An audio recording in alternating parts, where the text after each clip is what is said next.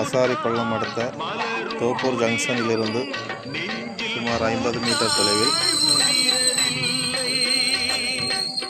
தார் ரோடு முகப்பில் குடியிருப்புகள் நிறைந்த இடத்தில் 1.5 ஏக்கர் தென்னந்தோப்பு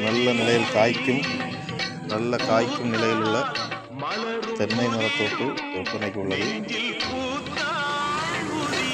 நல்ல காய்ப்புகள் உள்ள மரம் விற்பனைக்கு உள்ளது. மொத்தம் 1.25 ஏக்கர் இருக்குது. நமக்கு தேவைக்கு 20 சென்ட் 30 சென்ட் 40 சென்ட் அப்படி தேவைக்கு ஏற்றால பிரித்து தருவாங்க.